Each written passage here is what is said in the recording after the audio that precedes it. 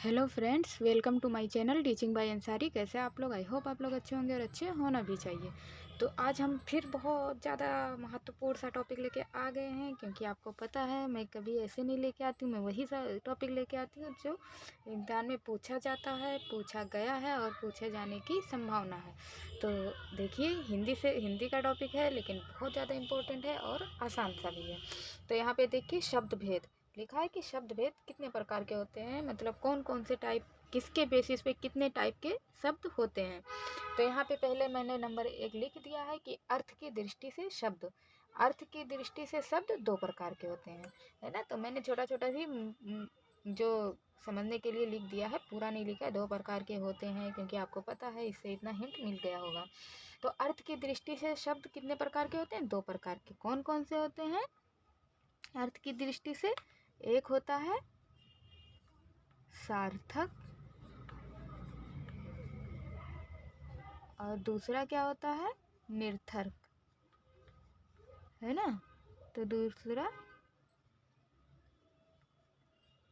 अब देखिए, हम इसके आगे फिर शब्द नहीं लिख दे रहे हैं। चाहते तो लिख देते सार्थक शब्द, निरर्थक शब्द, लेकिन मुझे पता है कि आप लोग को पता चल रहा होगा कि मैं क्या कहना चाहती हूँ, क्या लिखना चाहती हूँ। और वीडियो ज़्यादा बड़ा बनाना नहीं चाहती, सिर्फ समझने के लिए और आपको देखने के लिए, याद करने के लिए। तो अर्थ की दृष्टि से शब्द दो प्रकार के होते हैं, सार्थक, निरर्थक। उत्पत्ति की दृष्टि से शब्द चार प्रकार के होते हैं। कौन कौन से होते हैं? नंबर 1 कर देंगे तत्सम, नंबर 2 कर देंगे तद्भव, और नंबर 3 कर देंगे देशी। और सॉरी हम यहाँ पे नंबरिंग करना भूल गए। तो यहाँ पे 3 कर देंगे देशी और 4 कर देंगे विदेशी, है ना। अब इसके आगे मैं शब्द नहीं लिख रही हूँ, क्योंकि आपको पता होगा। और फिर इसी तरह से उत्पत्ति की, रचना की दृष्टि से कितने प्रकार के होते हैं? 3 प्रकार के होते हैं। कौन कौन से होते हैं?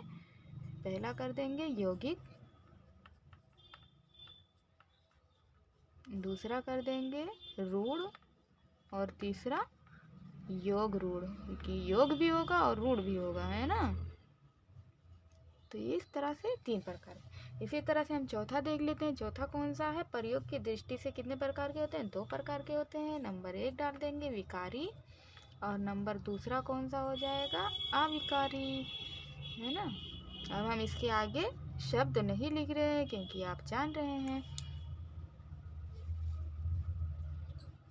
तो इस तरह से आपको जल्दी जल्दी से याद हो जाएगा, जिस तरह से मैंने सजा के अच्छे से लिख दिया है यहाँ पे। तो हम एक बार इसको पढ़ देते हैं, फिर उसके बाद में याद करना आपका काम। आप थोड़ा सा पढ़ेंगे 2-4 बार तो याद हो जाएगा। अर्थ की दृष्टि से 3 प्रकार का, पूछा जरूर जाता है, ये मत सोचिए। तो इसी में कन्फ्यूजन ना हो जाए, इसलिए इसको इस तरह से याद रखना है कि उसमें कन्फ्यूजन होने की संभावना ही ना रहे।